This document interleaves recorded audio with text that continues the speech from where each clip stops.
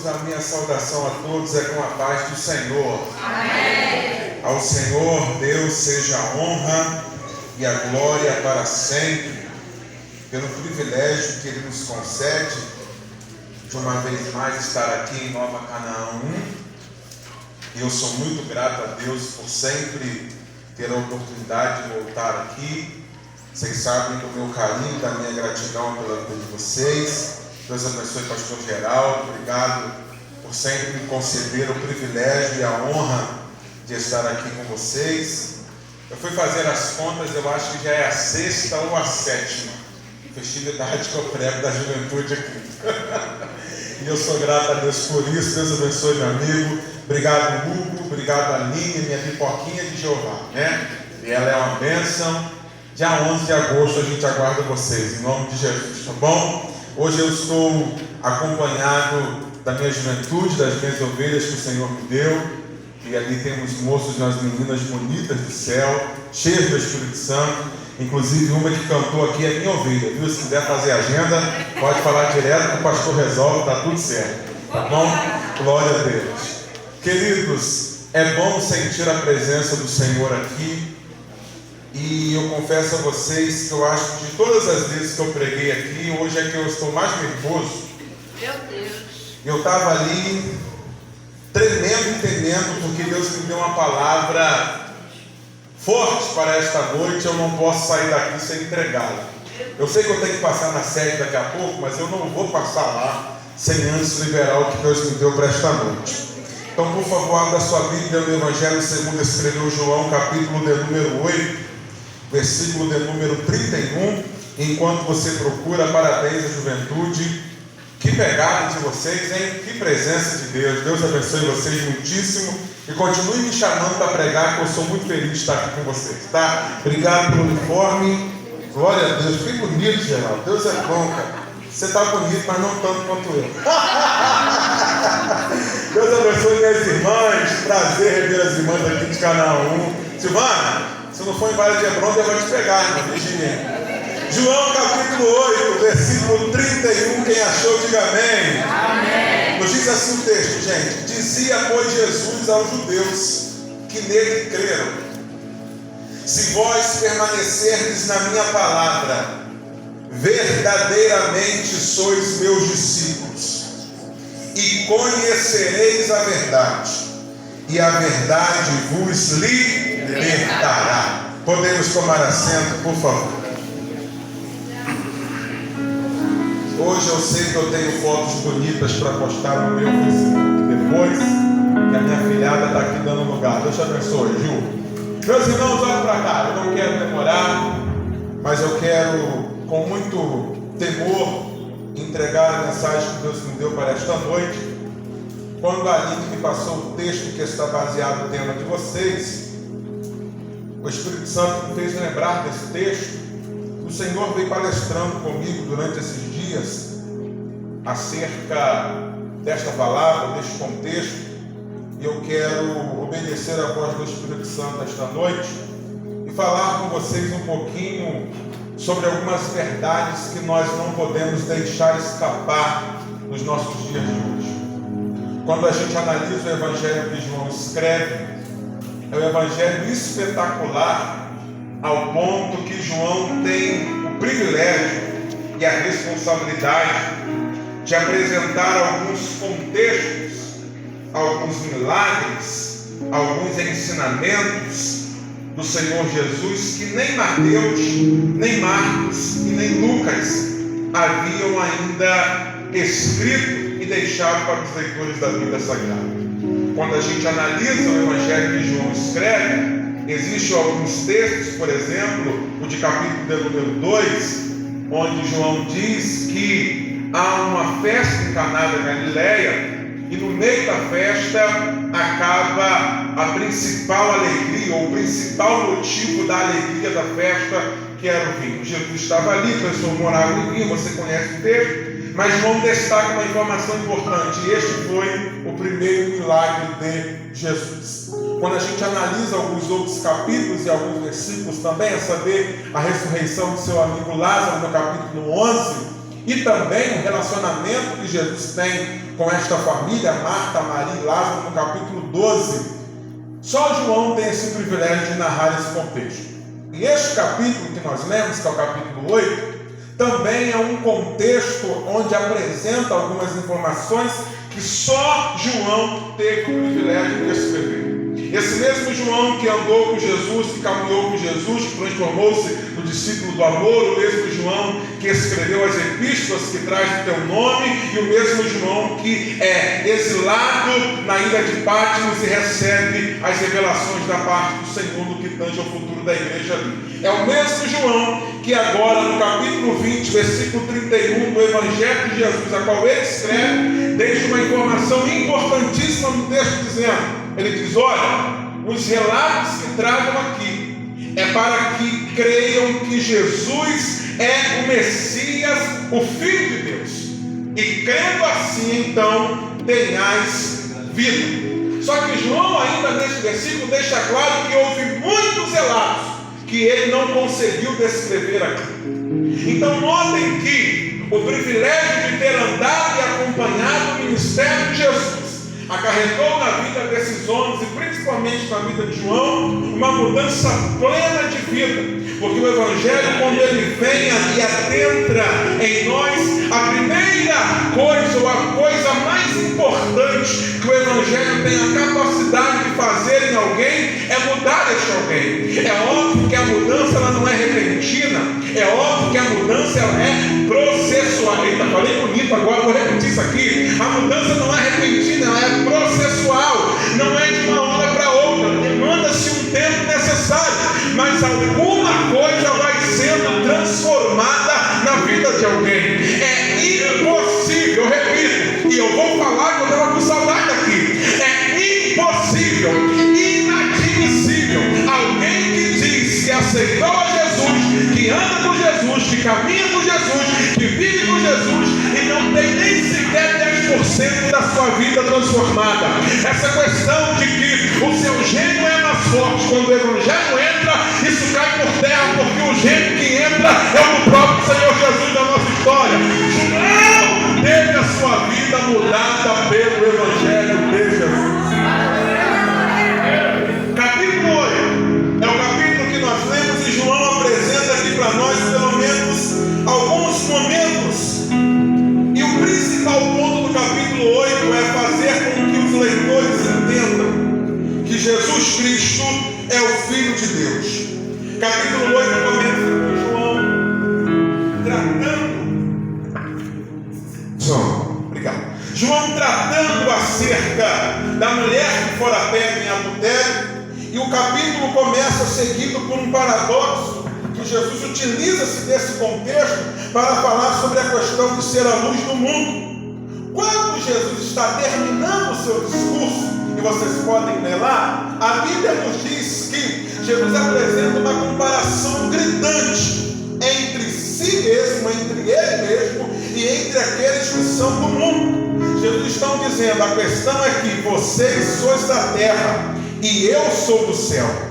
Vocês são daqui, mas Jesus está dizendo, eu, porém, não sou daqui. Jesus então começa a envolver, oh glória a Deus, as pessoas pelo poder da sua palavra. E isso é interessante, porque quando ele começa a tratar dessa questão, o que ele está querendo dizer é o seguinte, olha, vocês estão apegados às leis e às regras religiosas. Mas quando ele chega, pastor Geraldo, ele chega oferecendo e trazendo salvação a toda a humanidade. Paulo, entendendo isso, quando escreve ao moço chamado Tito, no capítulo 2, versículo 11, já é para você começar a esquentar as turbinas e dar glória a Deus. Paulo diz, Tito, o mistério é o seguinte, a graça de Deus se manifestou, trazendo salvação para todos os homens, sejam eles independentes da raça, independente do modo, independente do físico, independente da pele, eu vou falar, independente da cor, independente do que comem ou do que não comem, a graça de Deus chegou e ela traz salvação para todos os homens. Jesus diz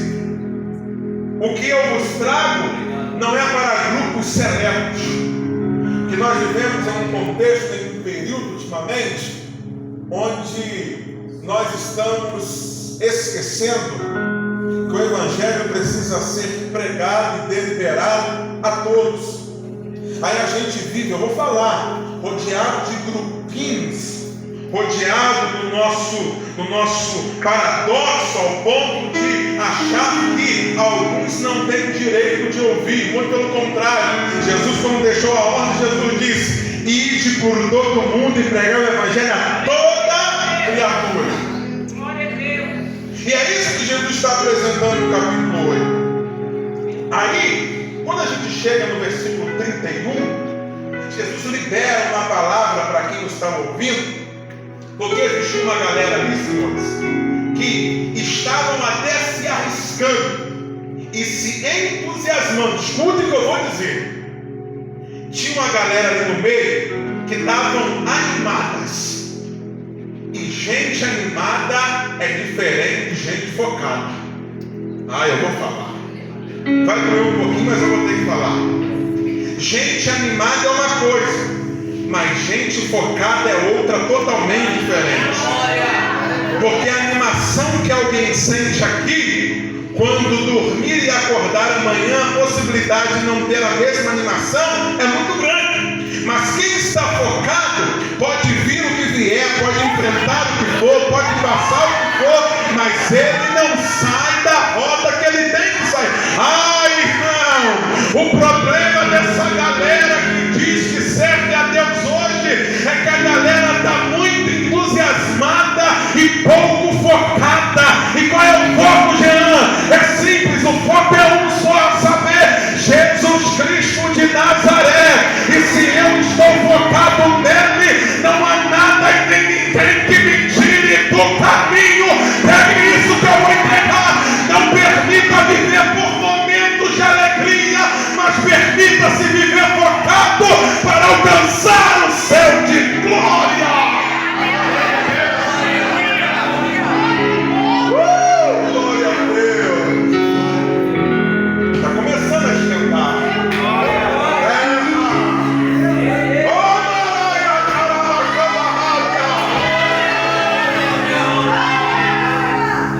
Pode perceber. Gente animada é gente que vive de momentos. E rapaz, gente animada é gente que dá dor de cabeça para pastor. Porque gente animada tem os períodos exatos para viver o seu momento de animação. Quando passa o momento da animação, o desânimo entra. E na medida que o desânimo entra, tudo dá ruim. Mas o Senhor me trouxe aqui para liberar uma palavra para você nessa noite. Se tu queres alcançar o céu de glória, rompa com esta animação e comece a receber foco nessa terra. Por que isso? Porque Jesus sabia que ali tinha essa galera no meio. Aí, Jesus sabendo disso, Jesus vai colocar as provas para saber de fato quem estava ali para servir a Jesus de verdade. Aí então Jesus diz no versículo 31 que nós lemos: se permanecerdes na minha palavra, sois verdadeiramente os meus discípulos. Jesus está dizendo: o que vai caracterizar quem é, eu vou falar, o que vai caracterizar quem é e quem não é aquilo que provém de vós, mas é aquilo que vai de encontro a vós. Glória! Por que isso? Porque de nós pode sair muita coisa, mas vai sair da terra. Mas o que virá sobre nós vai vir a palavra que virá do céu.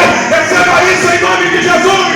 O que vai te fazer permanecer de pé não é o quanto que você pula, rocha, marcha aqui nessa noite, nem o quanto que você vai se alegrar, mas é o quanto que a palavra está instaurada dentro da tua vida. Se permanecerdes na minha palavra, verdadeiramente sois os meus discípulos.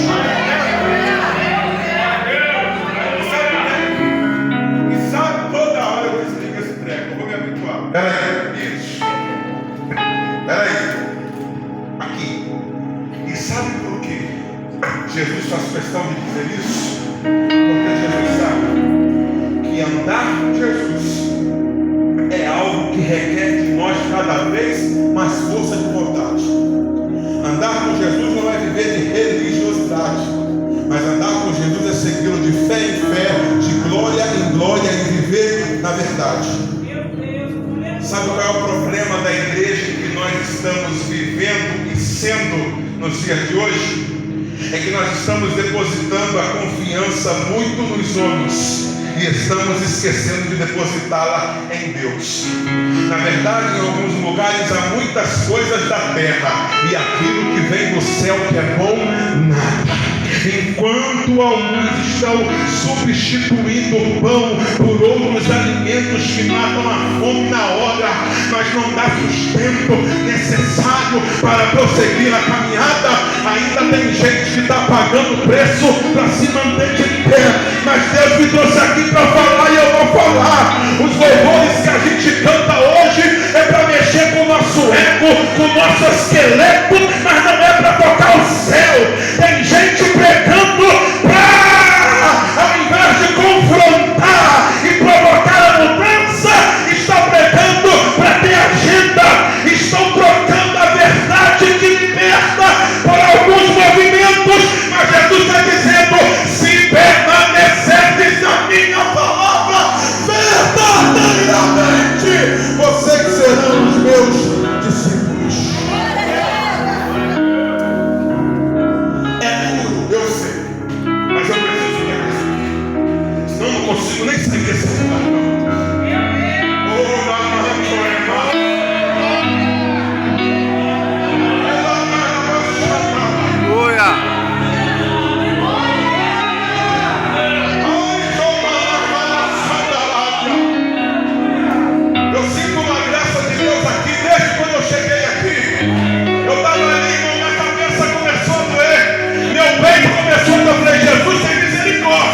Mas eu vou falar querendo o inferno não.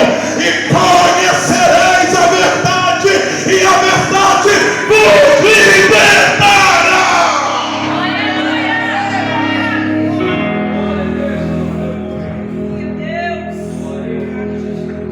Não sou eu, é Jesus que está dizendo. Notem que se a gente ler rápido, parece que é algo que não faz muito sentido. O que Jesus diz no versículo 31 no versículo 32? Porque ele diz, olha, vocês serão os meus discípulos se permanecerem na minha palavra. Aí o 32 parece que ele pula para outro assunto e diz: e conhecereis a verdade vos libertará. Mas quando a gente analisa os contextos sagrados, o que Jesus está dizendo é: a verdade do Evangelho não é múltipla, é única. Alguém entendeu e deu glória a Deus por isso? Glória! A verdade do Evangelho não é múltipla, ela é única. Ou seja, não existem algumas ou várias verdades, só existe uma só. E a verdade é Jesus Cristo de Nazaré e a palavra de Deus. Irmão, tu é crente da Assembleia de Deus, então come esse mocotó dando glória a Deus, porque o tempo está propício para isso. Tem muita gente andando em dúvida, mas andar com Jesus não é ter dúvida, nem tampouco incerteza. Sabe por quê? Ele é único, ele é inequívoco, ele é inigualável, ele é incomparável, ele é insubstituível. Oh glória, ele é magnífico, ele fala a verdade com absoluto.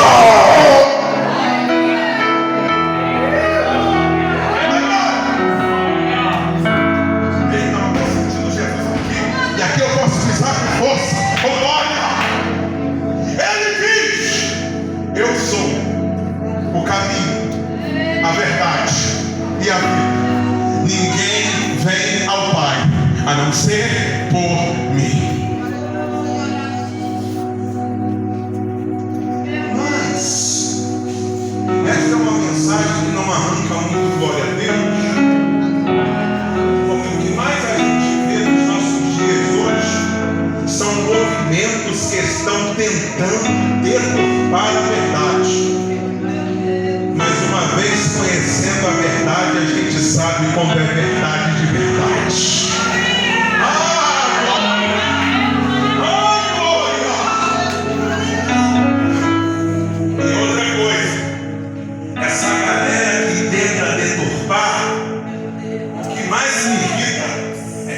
raça conhece a verdade. Porque até para deturpar tem que saber o que é a verdade. Mas a culpa é nossa, que fica dando crédito para esse povo. Vai doer, eu vou falar. A culpa é nossa, que fica dando ibope para esse povo. A culpa é nossa, que fica trazendo essa raça para cá sem saber se serve a Jesus ou se é crente de verdade. Jesus confronta a gente aqui nessa noite. Quer se conectar? Só tem um jeito, e o jeito é pela verdade.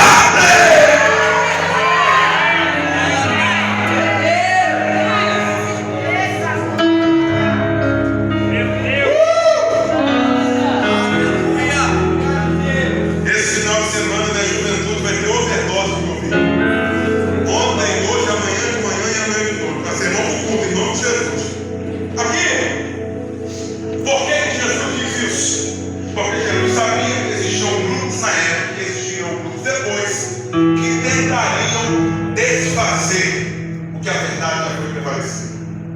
Ao ponto que no capítulo de número 17, desse mesmo evangelho que João escreve, há uma afirmativa importante no meio de uma oração que Jesus está fazendo. Capítulo 17, Jesus está orando pelos seus discípulos antes dele começar a cumprir o propósito final. E no meio da oração, Jesus faz o seguinte pedido: Pai, santifica-os na verdade. A tua palavra é a verdade. Perdoe se eu lhe frustrar nesta noite, mas você está no lugar certo, na hora certa, no ambiente certo.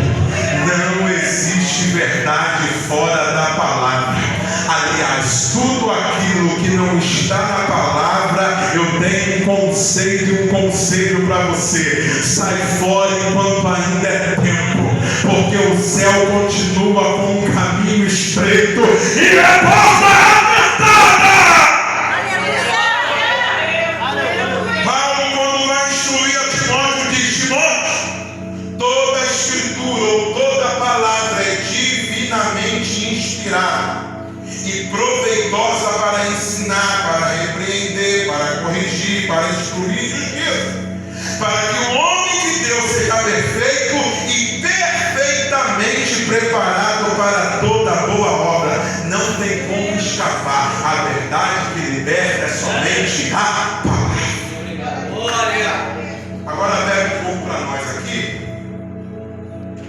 porque se a verdade que liberta é a palavra, a pergunta que não quer calar, como diz a pastora Elisângela, a terra não pode ficar calada, é: o que é que nós estamos pregando para esse povo?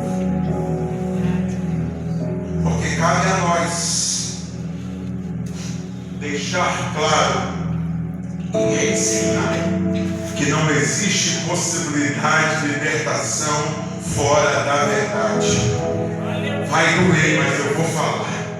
Ou a gente entrega a verdade, ou nunca saberemos o caminho do céu.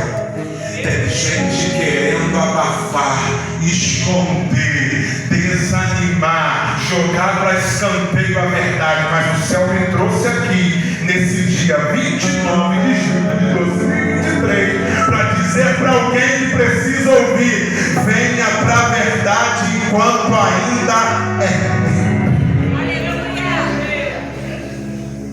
Agora eu vou realizar um pouquinho, porque por mais que tenha alguém que tenta deturpar ou acabar com a verdade, existe ainda uma galera que está pagando preço para se manter fiel. Eu não sei se elas estão aqui, mas eu vou perguntar. Acredito que no altar tem um aqui para o pastor geral. Tem mais outros aqui. E tem uma galera aí que pode vir o que vier. Sopra vento, levanta tempestade, vem vendaval, o cão levanta de forma literal, tenta calar a voz, mas a gente está seguindo para o alto, esquecendo das coisas que para trás ficam, prosseguindo para o alto, porque eu quero o céu.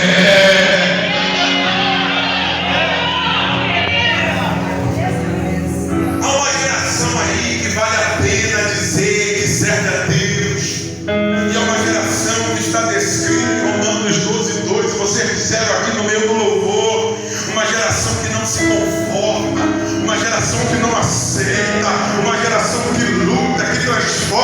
pela renovação do entendimento. Sabe por quê? Não. Uma vez apegado à verdade, não tem mais como fugir dela.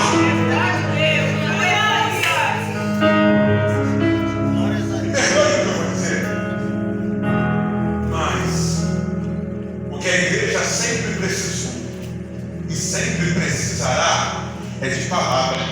Glória. Chega de contar história. Chega de achar que o altar da igreja é calmo. Meu Deus. Vai doer, mas aqui eu posso falar, não posso, chefe? Glória a Deus, eu sei que eu posso falar. Chega de achar que aqui é lona de circo para a gente fazer stand-up. A gente brinca, a gente zoa, vou falar a linguagem de vocês, a gente descontrai, mas aqui não, irmão. Aqui é lugar de pregar a Bíblia.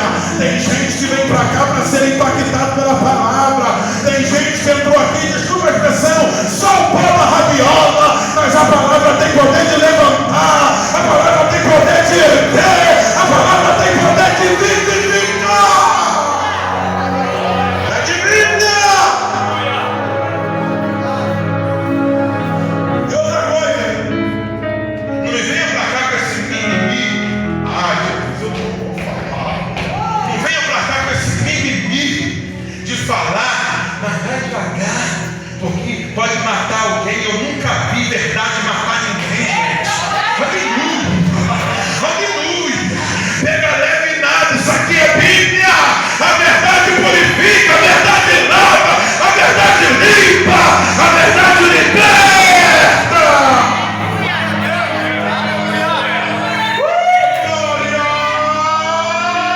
Aleluia.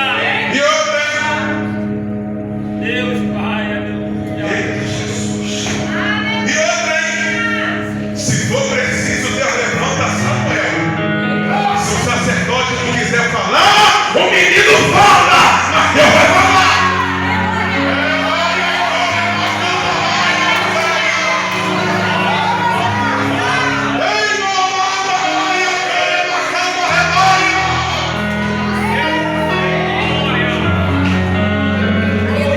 Levante a mão que eu vou liberar a palavra de Deus para a sua vida nessa noite.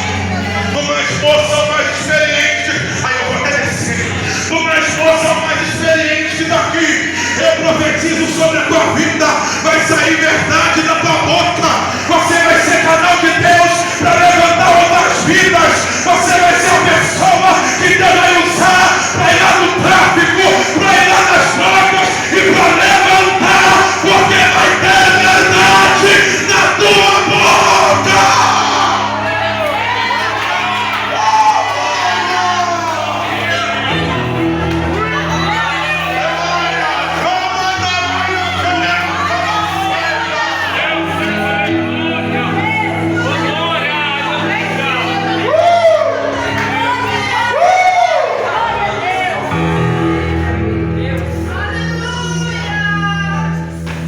E sabe, pastor Geraldo,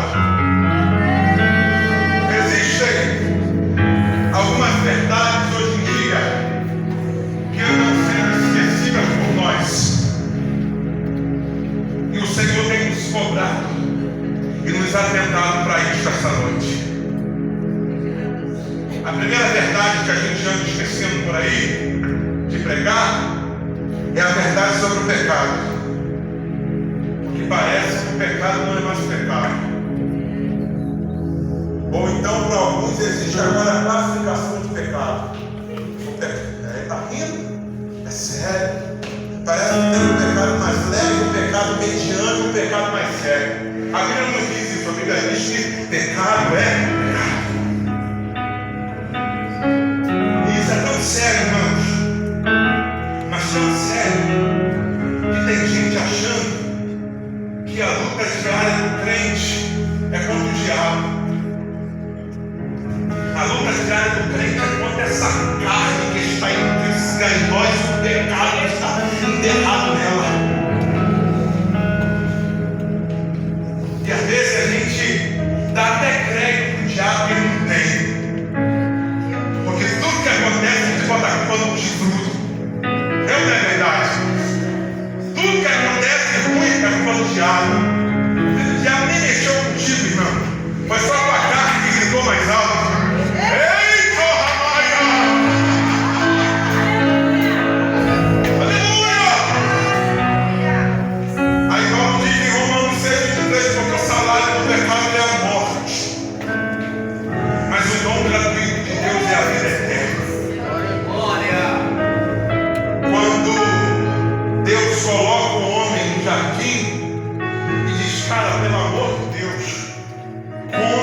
quer fazer bico de tudo que você quiser, mas desta aqui você nem chega perto, nem toca. Só que a Bíblia diz que houve um momento em que uma coisa foi ligando a outra. E tanto o homem quanto a mulher desobedeceram a ordem de Deus. Porque tudo aquilo que é proibido parece dar mais vontade e prazer para a gente. Estou pregando mentira aqui, gente? Não, então me deixe pregar em nome de Jesus, que tem ouvido que me ouça que eu vou falar. O fruto da árvore tornou-se agradável, porque existe um rótulo ali dizendo não. E tudo aquilo que tem não para crente chama a atenção do crente, principalmente para quem é desobediente. Não pode, porque o crente é. Não mexe, o crente quer mexer. Não toque, o crente quer tocar. E existem duas coisas que o pecado faz com que nós começamos a fazer e a gente nem tem noção. A primeira delas é ser soberbo. E a segunda dela, perder a força. Só que, quando a gente vai lá no mesmo João que escreveu este Evangelho, João no capítulo 2, versículo 1 da primeira epístola, dá uma palavra, e se tu não der glória a Deus, agora der glória vai para alguém. Porque João diz: filhinhos, não pequeis. Só que João era super-homem e sabia que a gente pega todo dia, toda hora. Estava na glória de Deus. João sabia que a carne faz a gente pecar toda hora. Mas isso não é justificativa para a gente viver no pecado, pelo amor de Deus, tá? João diz: filhinhos, não pequeis. Mas se pecar, temos alguém para resolver esse negócio. Um advogado a saber, Jesus Cristo, o nosso Senhor. Aí no versículo 2 ele diz: porque ele é. Ai não, isso aqui é para você explodir de glória a Deus. Porque no versículo 2 ele diz: ele é a propiciação para os nossos pecados. João está dizendo: ninguém está livre de pecar. E entendendo isso, ele veio, pagou o preço da cruz e tornou possível um perdão para os nossos pecados.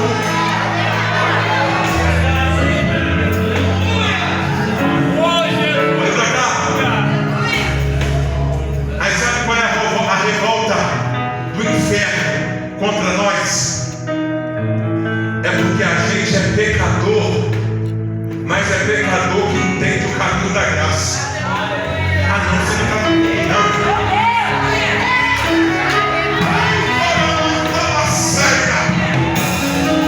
Qual é a nossa diferença para quem está lá fora no mundão?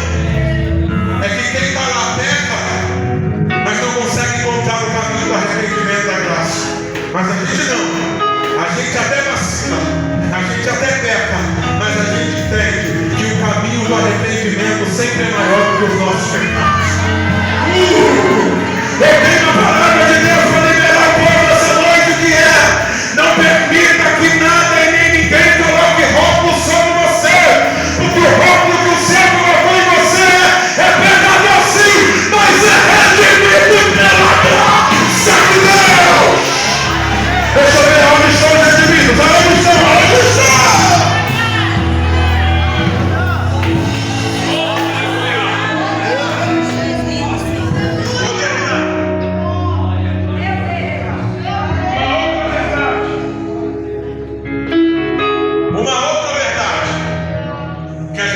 Esquecer de pregar nos nossos dias é justamente a verdade do arrependimento.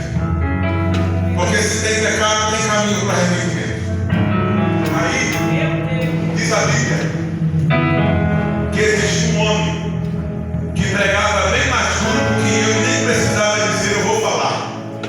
Que só uma palavra dele já mexia com toda a estrutura de alguém, a saber, João Batista.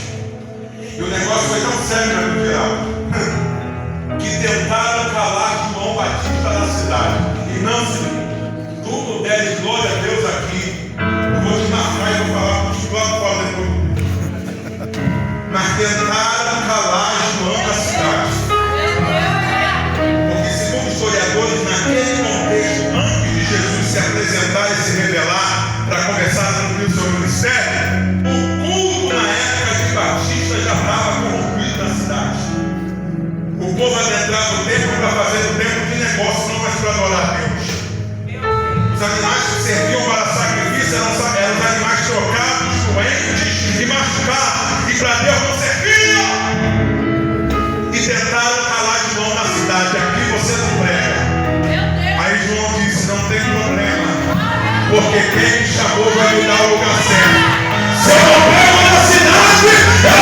pro deserto, mas eu vou pregar.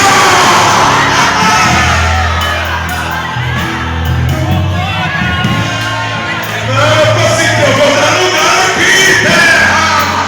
Não permita que calem a tua boca.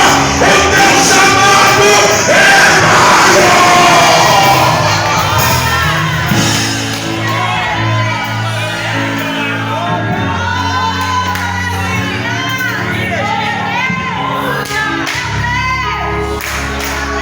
E sabe o que mais? Não sou eu, não, é a Bíblia. Diz a Bíblia que o povo saía de tudo quanto é lugar para ouvir João pregar no deserto. Irmão, não tinha nem Instagram naquela época para divulgar de